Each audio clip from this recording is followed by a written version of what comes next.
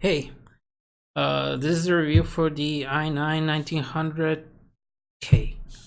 It's 4 in the morning right now. Pretty much I just finished doing the rating review for the 19900K in Spanish. Normally our channel's in Spanish, and whenever we have extra time, we do some content or gameplay in English. So if you came by as a returning viewer from higher videos, welcome back. I haven't been gone. I'm pretty much been testing hardware after hardware, and yeah. Since I'm pretty much a one-man team, except for some friend that helps me editing in Spanish, and sometimes does some videos. Well, edit some videos. Yeah, pretty much one-man team. So yeah, I'll leave a timestamp because I want to ask some of the people that actually follow me and some things that they might be interested in watching, since we do gameplay stuff sometimes. So yeah, I'll leave the timestamp before I ask these questions, so you can just jump onto the review. Yeah, right now I have a i9 19900K. And a 2080 Ti, and a 1080 Ti, and a 1060, and a 2070, and also RTX 2070, and also a i7 19700K on my hands. So, well, the 2080 Ti I have to return it back to Gigabyte since they have to rotate it for another media. So I won't be able to actually record any gameplay videos with that on 1080p. Also, I don't have a capture card for 4K resolution. I wished I would have had, so I could have recorded actually a lot of 4K gameplay video, since RTX 2080 Ti is well, is pretty much focused for that resolution. But yeah, budget and stuff. So yeah, no 4K capture card yet. Hopefully by the end of the year we can purchase one. So 1080p. This processor's 9900K, 9700K, and pretty much the GPUs we have in hand is 2080 Ti, 2060, 2070. You can leave a comment. Any gameplay you've seen on the channel, pretty much those games we have in like game library. So yeah, you'll probably be interested. One last note, or yeah, comment before starting the video. Yeah, I have a video which I haven't edited and it's pretty recorded on July, I think. Actually, I haven't. I've been busy. Well, lately I've been learning how to use Premiere. You've seen the last video before this, actually, that was made by me. It may be simple for some users, but yeah, I haven't pretty much taken like too much effort to learn Premiere until just recently. So yeah, you can check the video over there, and hopefully in the future we'll have better elaborated videos. But yeah, for now it's pretty much just me, giving my thoughts without any editing at all, pretty much without any script. Yeah, the video is before 50 hours pro Wi-Fi. We actually got hooked them with a multimeter behind the socket, and we took the VCore readings out of there. Thanks to Gigabyte, actually their tech team helped me just solder the points and just hook it up to a multimeter and just do tests to check how accurate their sensors were, how much it was actually feeding the CPU. So hopefully after I'm done with this work, and plus I have 9700K to finish to type it up in Spanish, we'll have that video available. So yeah, hopefully by next week. And yeah, there's got a lot of pending work. So yeah, let's start talking about the 9900 case. Sorry for being too much redundant, maybe, I don't know. Yes, that's me sometimes, or pretty much all the time. So yeah, 9900K. Before we just go for numbers, performance, what's my opinion, what's the good things, the bad things, the not so well, yeah, we have to talk about Intel's marketing and the principal technologies. If you're watching this, you're pretty much on top of the news of what happened with all this marketing. No, I won't say anything like good or bad, but yeah, the bad marketing that was around with the first numbers of principal technologies. A lot of tech channels jump onto it. Unbox was the first one to call out. Yeah, there was something really wrong with their test methodology, and yeah, then Steve from Gamers Nexus, well, kudos to him too, went and actually did a great interview on Principal Technologies.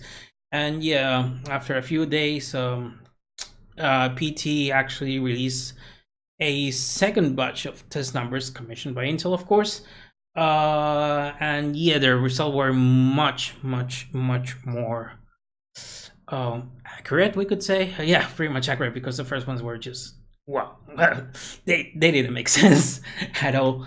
But yeah, well, after watching this review, you probably, well, first, I'm actually, well, some people might accuse me of Intel fanboy, AMD fanboy, but or maybe AMD fanboy bias, or Intel biased, or AMD biased. But as the great Steve Burke from Gamers Nexus said, and we shared his thought, and that is, we actually reviewed the product, not the company. So we're just gonna give our pretty much my sincere opinions about the product. So we're gonna just leave that. But well, marketing stunt, I don't know how to call it. Yeah, that's I don't want to really touch that subject really too much. I have my own opinions, of course, but at least I want to right now just judge the product.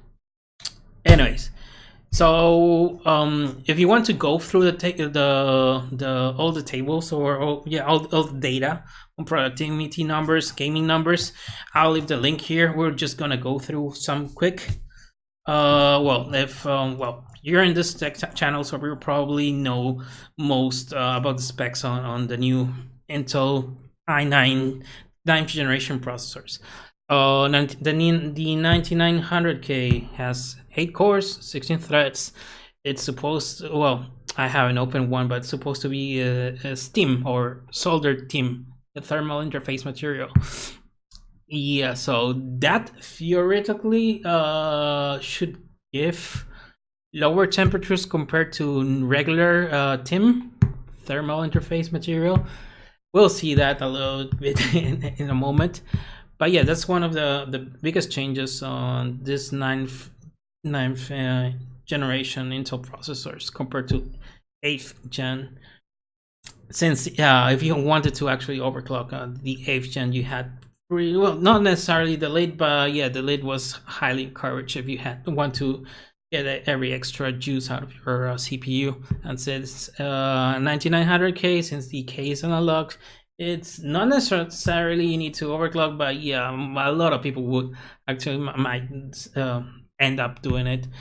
So yeah, that's one of the biggest changes. One of the other biggest changes, real quick, is the turbo boost clock of all these CPUs. Actually, well, at least on the 9900K and 9700K, actually their turbo boost is pretty much higher compared to 8th gen.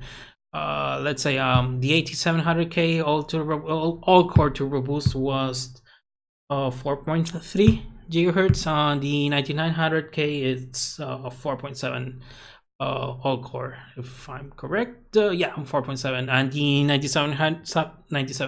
700K is all core turbo, 4.6. Single core, 5 gigahertz for the 9900K, and 4.9 gigahertz for the 9700K. Well, there you go.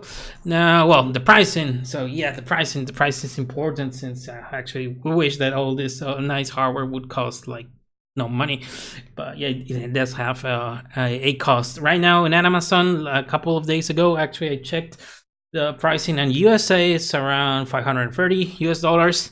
The 9700K is 410 US dollars right now. The another CPU relevance to compare on all of this, maybe, well, there's the 8086K. The 8700K, actually, it's right now from 320ish. No, actually, it was around 340 before all this Intel supply thing started. Right now, it's on 370 US dollars on Amazon. So yeah, on Peru, if someone's watching on Latin America, actually our pricing on the 8700K is around 483 US dollars, and yeah, we do have also supply issues right now. It's really hard, and the price has jumped here. So yeah, also to take on consideration the Ryzen 7 2700X. For this review, we're gonna take the 330 US dollars, but right now you can actually get it on Amazon around 305 US dollars. It was even a little bit lower than that. But yeah, remember, if you want to check the numbers, like table by table, there will be a link in the description. Since even though the reviews in Spanish, the data and the tables are pretty much straightforward. Okay, let's start with productivity. Cinebench R15. Yep. I've been benching since Sunday, Monday, Tuesday, Thursday, Wednesday, and Wednesday started writing up the review. So yeah, I haven't checked numbers on the 9900K overclocked, but I think on 5.1 gigahertz should be around almost 2200. Cinebench, I'll try to run more tests, but actually this engineering sample I do have, actually I forgot to mention, this is an engineering sample, it's not a retail sample. So yeah, this engineering sample overclocked, stable on, well, on one board it overclocked stable on 5 gigahertz, 1.32 volts, and I'm probably gonna do a spoiler already by now. Yeah, temperatures. You should probably know that actually I don't know, since this is an engineering sample, actually this chip, once overclocked, runs really hot. Yeah, Gigabyte actually released a overclocking guide, which actually spoiled a lot, but there might be a small possibility that the retail sample might use a better solder team. I really doubt it. But yeah, yeah, there's some issues with temperatures with the 9900K. The overclock numbers on Cinebench R15 probably around 2200. Yep. Compared to that Ryzen 7 2700X, yeah, actually I'm using a Kraken X72 on the 2700X. Probably if you might see lower numbers on the 2700X. Since they might be using a 280 or even a lower solution on thermal dissipation for the 2700X. Since if you're familiar, Ryzen actually performs better if you have a better dissipation. So that should be, well, if no surprise, or whether you might see some numbers fewer than that. But yeah, you might see 1800, maybe 7 in the worst case scenario, 1780 something maybe. But yeah, the Intel Core actually doesn't scale, gives more performance if you have a better solution, at least on stock. So yeah, the numbers are pretty much there. 2085 on Cinebench R15. Compared to the 2700X, it's around 12% increase. Yeah, the price bump's actually really high. It's pretty much almost the double. But we'll discuss about our opinions on Valley later. Maybe another reliable benchmark that I might want to see real quick Well, there's two. Um, Blender, actually, Blender. I think it's a productivity program that, at least in the USA, and well, it's becoming really popular. Blender times actually, yeah, 8700K. Well, we do have data on the 9700K, but I don't want to talk too much on it. But you can compare the data. Seem a little bit higher than the 8700K, but 9900K over the 2700X is around 17%, if I'm correct. If I didn't do my math incorrect, but it's 3 minutes 34 seconds on 0.52, and the Ryzen 2700X is 4 minutes 18 on 0.98. We're gonna stop a little bit on the benchmark numbers. You can finish checking them up. Oh, well, this might be interesting too. 8 64 memory latency. Yep. Yeah. Well, it's no surprise Intel has a competitive advantage when it comes to memory latency. So it's pretty much lower than Ryzen. That might contribute some of the gaming performance. Some, not all of it, of course. Some part of it. Why Intel, spoiler, performs on high resolutions, or where the scenario of a GPU bottleneck, I would say, is not, well, or where the GPU is not the main constraint. So it might be one of the reasons. The other reasons is higher clocks and higher IPC. Oh, yeah, talking about IPC. Yeah, yeah, you can check the single core test on these Cinema Chart 15. Higher frequency means higher single core performance. 9900K, 219 points. The Ryzen 7 2700X. Yeah, I should have put the price on the y-axis, but anyway, anyways, yeah, 182, the 700K, 214, 205. So yeah, the TLDR or TL didn't watch or didn't listen. Taking for a moment away the cost factor from, or the price tag from the CPU, on the tasks, on multi-threaded tasks that actually use a lot of cores. It's no surprise the 9900K will outperform the 2700X. It's no surprise. Before judging me, I would suggest you wait for the value part of all of this. And yeah, of course, Intel has higher IPC, a better IPC, higher core clocks. So on single core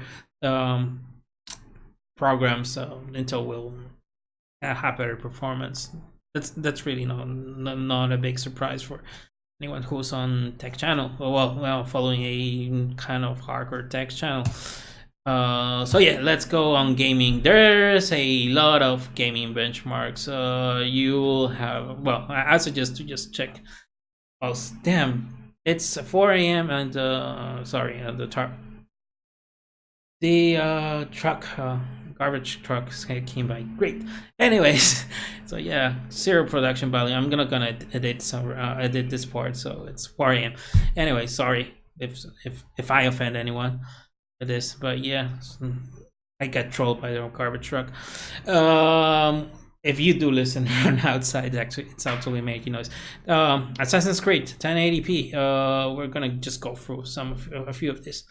1080p 2080 Ti. Why the 2080 Ti before I get pitchfork and get maybe, I don't know, fried like bacon or anything like that? Why a 20 Ti and a CPU? Are you mad? Are you even suggesting that 1080p gaming on a 2080 Ti? No, I don't suggest that. The reason why you run whatever GPU you have as a, well, on your test when you try a CPU is to see how, well, when you're in GP, not on GPU bound scenarios, how much is the CPU maybe bottlenecking the GPU. This might be relevant for some people. Well, or for some gamers. It might be it is relevant because not all gamers, of course, some gamers, there's gamers that budget conscious, that's why there's Ryzen is really good value for FPS, for your money, for gaming is really good value. But there's also gamers that actually want, or maybe I'm just gonna give a few examples, the best experience available, or they might actually game on 1080p monitors, maybe not use a 2080 Ti, maybe a 1080 Ti, 1080, for example, and use a high refresh rate monitor. There's 1080p to 40 hertz monitors right now. There's 1080p 165 overclockable monitors. It might not be the biggest user base, but it does exist. There's products in the market, or 144 hertz monitor. Also, there's 1440p 144 hertz monitors over there on the market. So yeah, this is one of the reason, also extra reasons why you use the best GPU on the market available to check all this data. Assassin's Creed Origins. Yeah. So yeah, there's the numbers. Ryzen lags behind on 1080p, even though even for 1080p gaming, Assassin's Creed Origins is a really demanding GPU. I would say it's a really. I'm not sure. I haven't checked too much testing, but I believe that Assassin's Creed Origins is a pretty good multi-threaded game. It's actually uses the cores efficiently.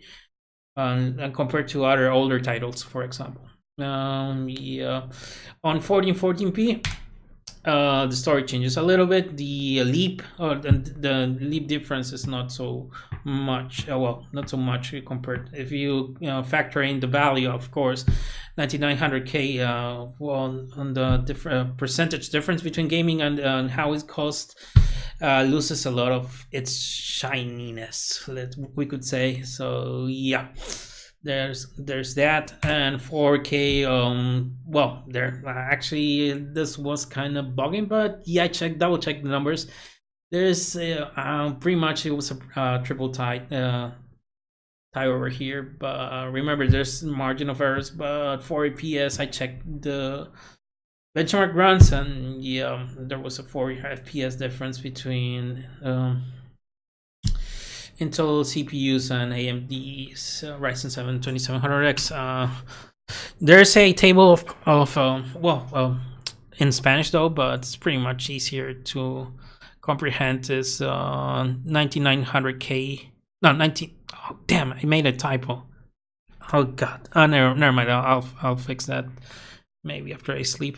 9900K on 1080p, 1440p, 2160p, 4K, not really 4K, but yeah, you understand what I mean. Versus 9700K on each resolution, on each versus on our CPU. I don't have all the data on 8700K. Couldn't bench all of it. Yeah. Time went up. Battlefield is another title. We're gonna go real quick. Hopefully you're not bored by now. You might want to skip maybe to a little bit later. Hopefully I'll do some timestamps, but yeah, we'll do it real quick. Battlefield 1 actually was DX11. DX12 I haven't benched.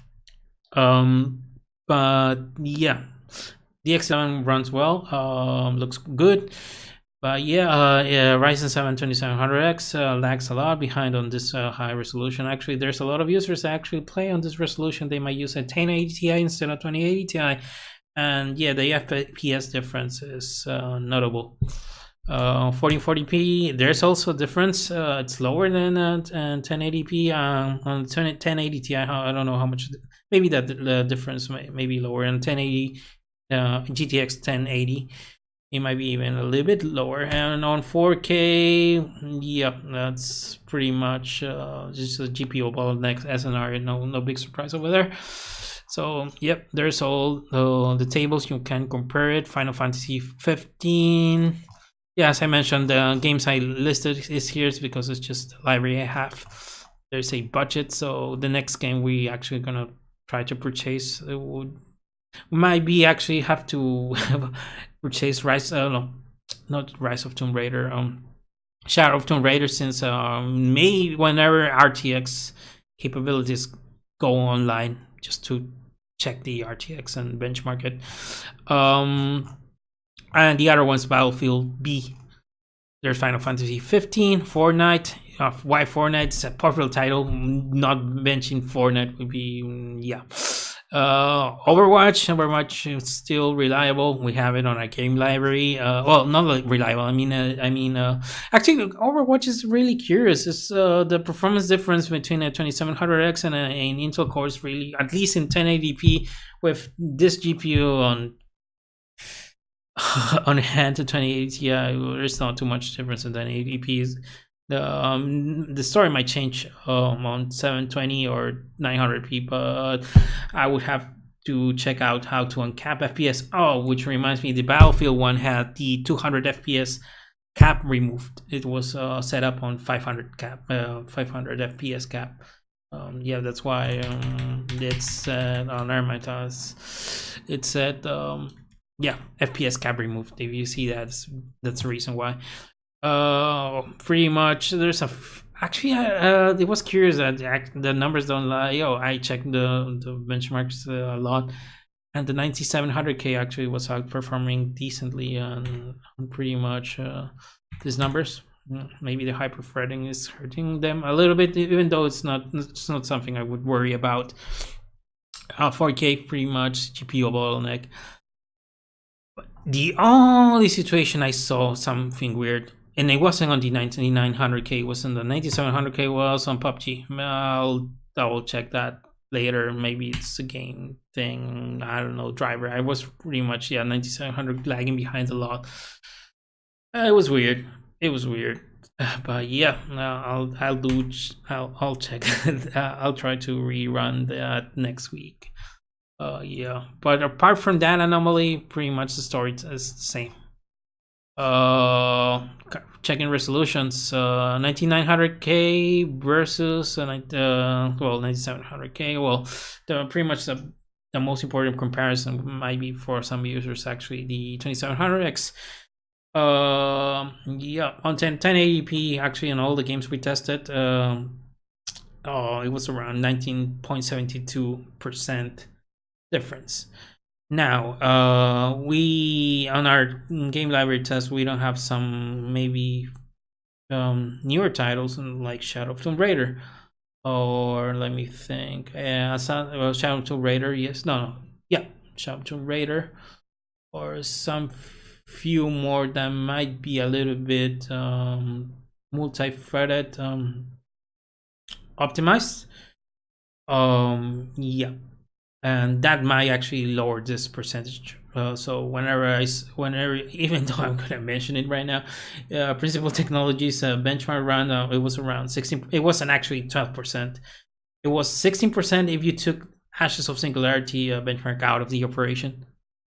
So it's around 16-15% more or less without Ashes. So yeah, this number here, it's a 10 game actually.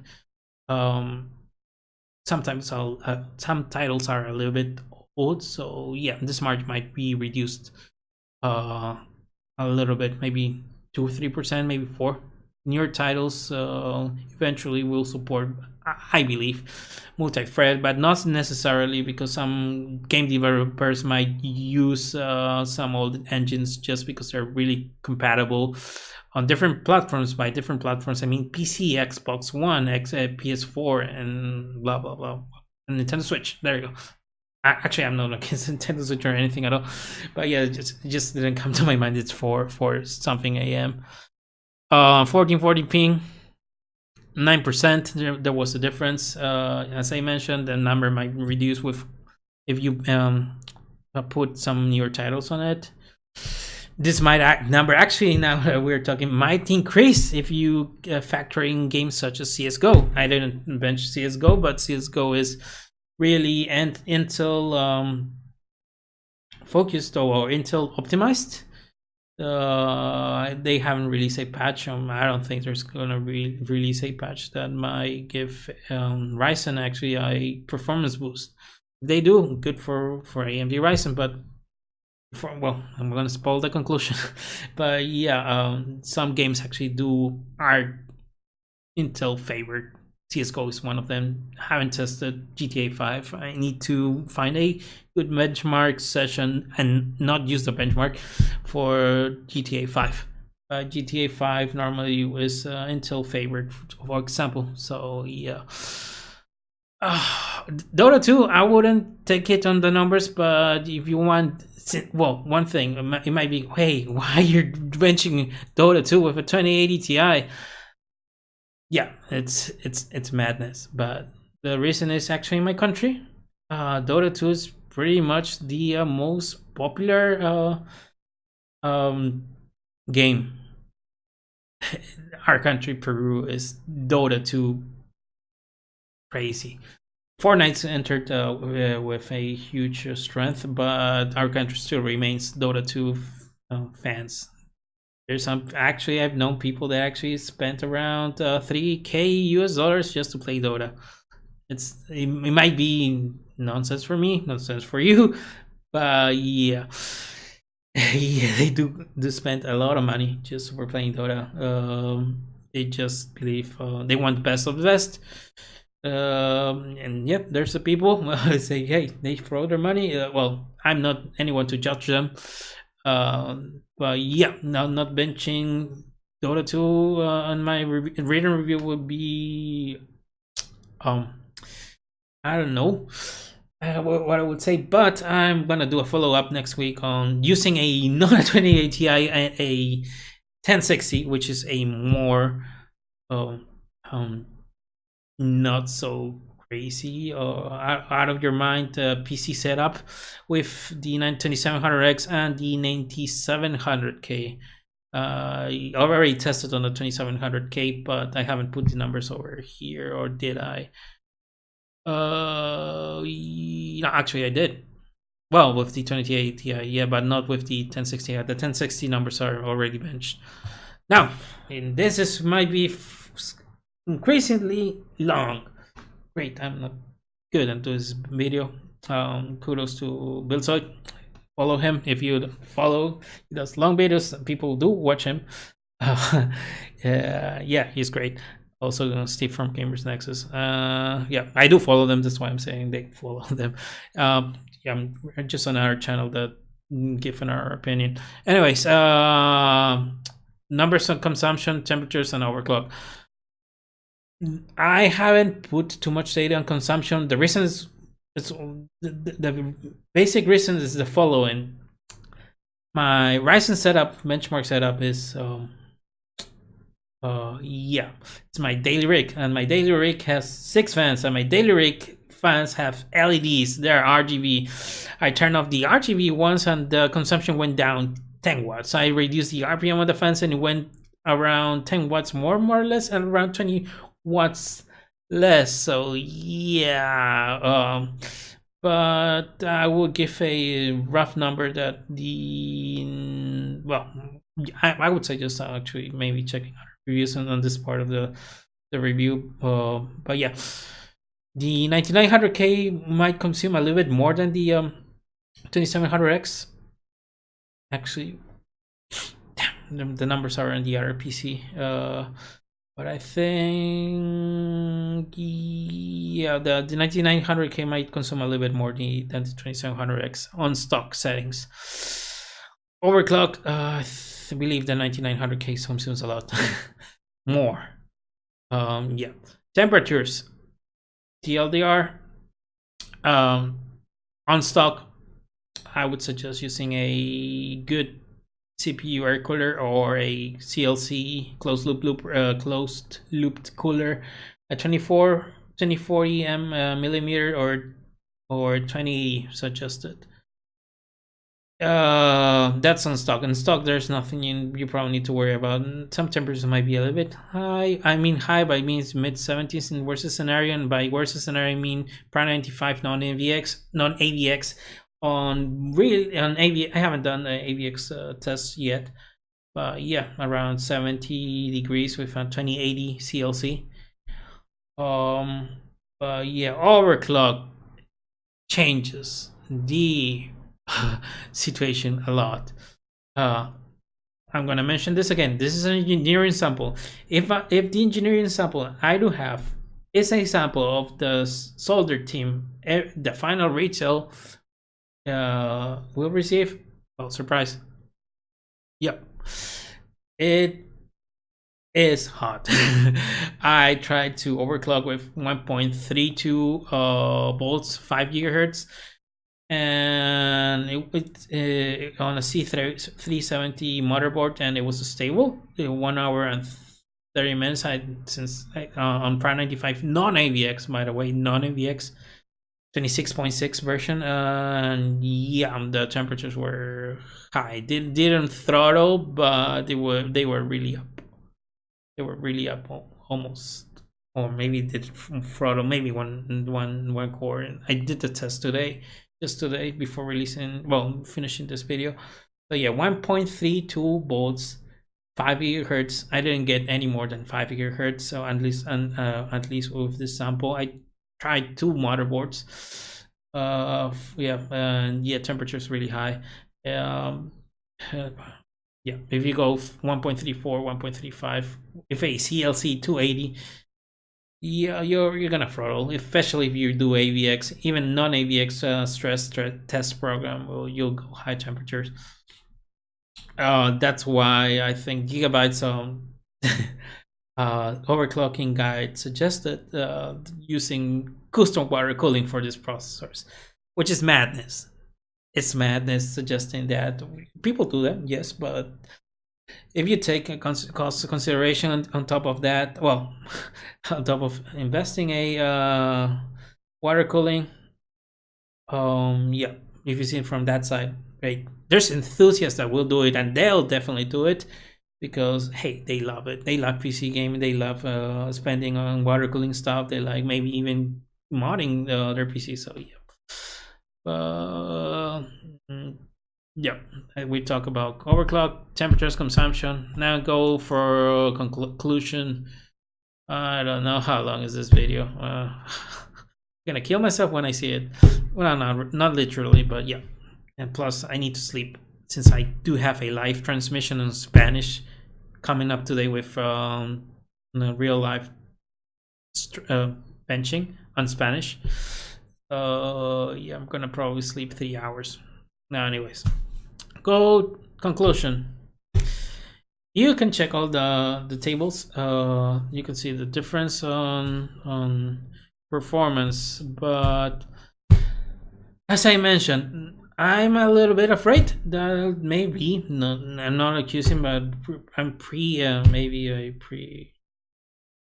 prejudging earlier. But all this principal technologies thing, Intel might have created some bias on some people, on some reviewers. And I do get it. I mean, but I do get it is that, yep. I think, and I give a little bit of a piece of my mind that I think Intel on the first numbers on principal technologies, they should have double checked the numbers if we want to give them a little bit of how do you say this? Floor. I don't know how to say it in English, but you know, but yeah, they should have double checked the numbers and see, hey, there's something odd here. They probably do have a good QC quality check on whenever they do this stuff. So I don't want to accuse anyone of anything, but I think they're liable on that. At least I can assure you, I can say that they are a little bit liable. But all that mess that probably might have created a kind of antibodies on. Hopefully not. Hopefully I'm totally incorrectly, but yeah, antibodies on all this launch, which shouldn't have happened. I think they probably might not even releasing any numbers at all. Nothing of this would have happened. But as I mentioned on the intro of this video, we're Steve Bird from Gamers Nexus, and I thought I share is we're gonna judge the program by a product by what it is. So judging it, we'll see performance. You might see price and value, because that's another important thing. Maybe some comment on maybe some marketing that the company does, taking away right for a moment the PT stuff. In this case scenario, judge that and check on the CPU. Just check the English, how to say the performance on gaming, productivity, consumption, temperature, so no overclock. So yeah, let's jump to it. Gaming. When Intel said it's the best gaming CPU, I didn't doubt it for a bit. The 8700K was the best. It's still before the new launch, this launch, it was pretty much the best gaming CPU on the market.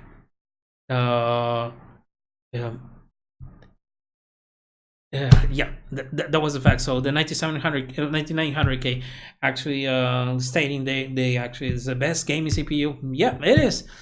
Now the bad part of it is that in the real world there's a thing called pricing value, performance per price. Yeah, that's where the 9900K actually stop shining a lot. This is not a review for the 9700K, but actually the 9700K, except for our test on PUBG, actually it actually surprised us a lot. If you just take into consideration gaming, if you're saying that the best CPU around 300 and 400 US dollars, just gaming, probably right now is the 9700K. If you're taking away the price consideration at all for the 9900K, yes, it is the best gaming. Once you factor the value on it, it actually crumbles a lot.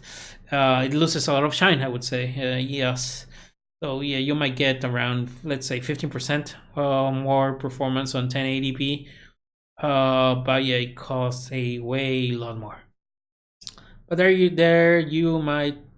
a lot of users on the planet. There's gamers that actually don't mind paying whatever, well, not whatever, but they're paying what they need to pay for the best of the best. Trying to change their mind would be impossible, because they just want the best experience. They have the purchasing power. Yeah. Others want high refresh gaming, and they might just invest more for that. So, and there's also the users that actually value performance per price. So, well, actually, I'm pretty bad at ratios, but yeah, you get me right now. Yeah. So, yeah, those, I would say, hey, go buy a 9900K. It costs around right now $530 instead of a good on a deal on the 2700X. It was 300 US dollars. Well, there's that. Nah, there's users that actually want, like, hey, why am I buying this? I'll take the FPS loss, and hey, I got a good deal with it. Yep, that's totally fair. The 9700K, yeah. So gaming wise, even though this is a review, the 9700K actually shines a lot. There's only one caveat, is that if you factor in productivity, the 9700K, well, the 2700X is better value, and actually it has a better performance than the on the 9700K. Well, that's pretty much it for this video. I think you need to analyze, and before ending, I would suggest, whenever somebody asks me, hey, I'm going to budget or build up a PC, I do ask them some few really basic questions. Those are, first, for what kind of use? Gaming, productivity, both. After that, I ask, well, depending on their answer, I might go with, hey, you're doing gaming, right? I'm gonna say, what games do you play? Here in Peru, they might say, hey, Dota. I'm actually playing Dota a lot, and I have this budget. And depending on the budget, I would say, hey, just go. I would say just Intel CPU might be well, taking out away consideration of 9900K, it might maybe an Intel i3, an Intel i5, and then just go for another video card, whatever it is their choice. Actually, there's actually some games that scale better with some games than other games. Building a PC setup is kind of, sometimes a kind of a pain. But yeah, but I basically asked them, if you're actually gonna use for a frequent game, yeah, you might want to go from with one company and another.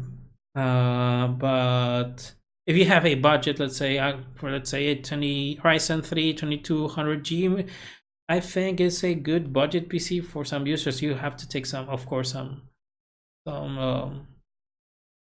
compromises, but yeah, it's totally fair if you're under a really tight budget.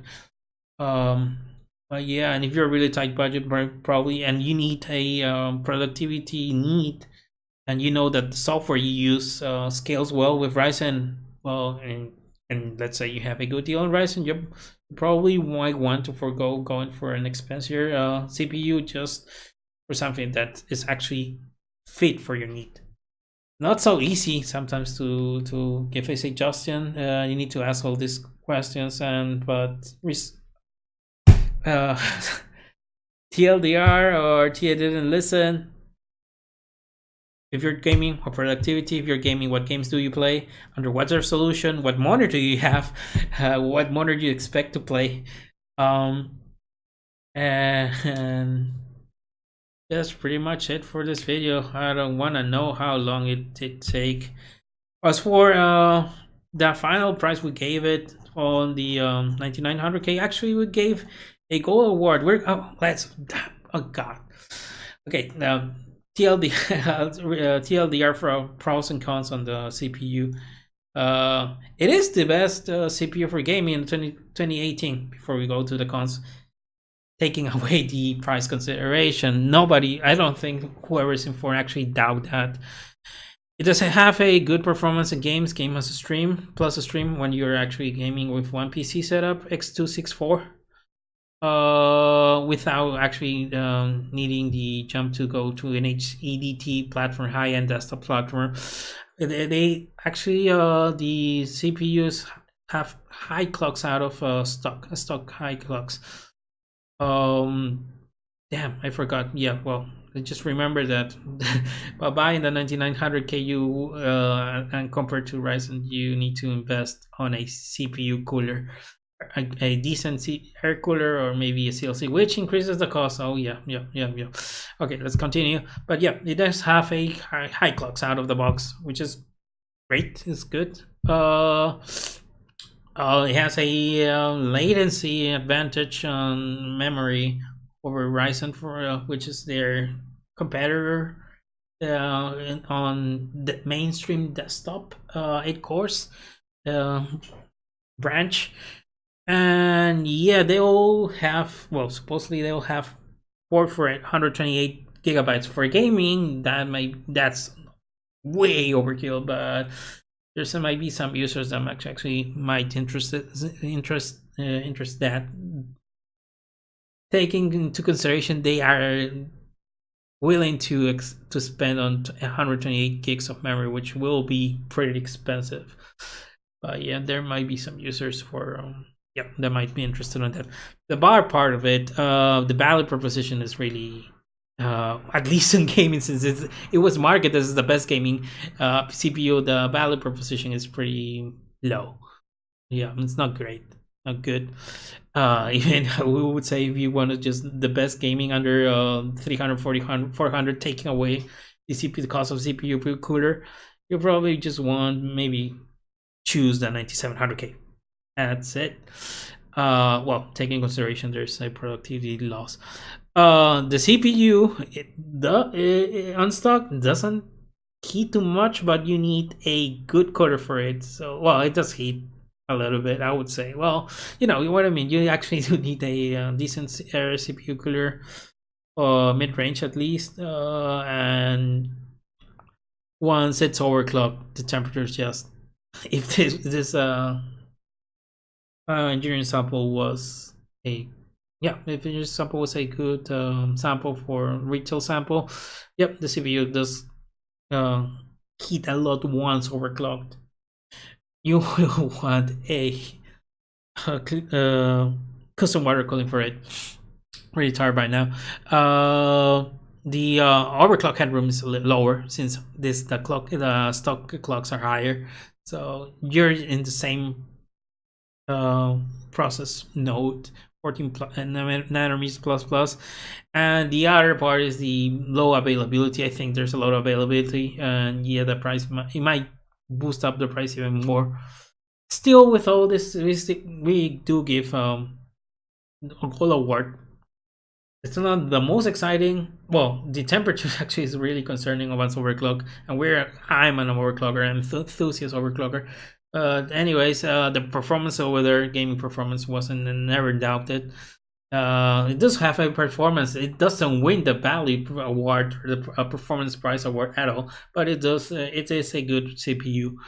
The only thing finishing this review that actually concerns me is that if the engineering sample that I have and the temperatures are exactly what they are, and the consumption it is, we're just seeing the last the best of the best of 40 nanometers. I don't think 40 nanometers have any more to give. Intel has done a good job to get to this point, but it's on its limit. So we're either neither pro Intel, neither pro AMD. We do like other both platforms. Each one has a strength and a weakness, but we don't, at least as a media outlet, as a reviewer, and a consumer, we don't want either to happen that Intel goes has more I would say 10 nanometers process problems, because it's always good to have competition. It's always good. So yeah, we don't think 40 nanometers have more to give.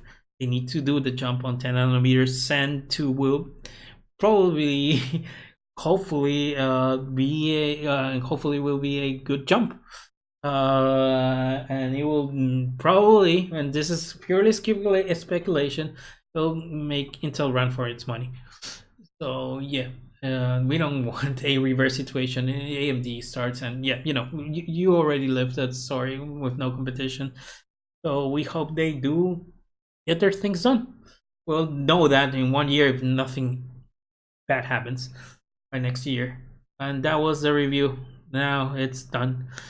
If somebody actually did take the time to listen to all my blah blah blah, I thank them. Normal people wouldn't do that, unless there's nerds and dorks like me. But yeah, if you like this video, actually, yeah, this is my sincere thoughts. There's no edit over here. If you like this video, you can subscribe, you can like.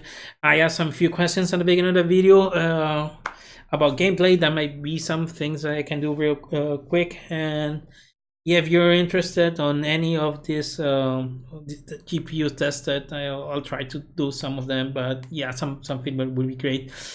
And yeah. Let's stop the fanboys, either AMD team or you're in Intel bias, AMD biased. There's a strength for them, both of them. So yep, I leave the decision up to you. If we seen the good points and bad points on the CPU, if you're not agree with me, you don't need to agree. But yeah, this the data, so but the data is there. The data is just the data. If you feel I made some mistakes and something really weird, because there's also human error or the margin of error, let me know. But the specs, the configuration on the test bench are on the website. And that's it. Good night. It's NDA lip. I didn't sign the. Yeah, forgot to say. This might have said at the beginning. This sample wasn't provided by Intel. Of course, I didn't sign an NDA. And yeah. But I respect the NDA because I respect other fellows that actually do sign the NDA. Would be I'm not okay with actually breaking an NDA with, even if you haven't signed any NDA at all. So yeah, subscribe if you like and dislike. Well, hopefully you liked it. Leave any comments if you want to be.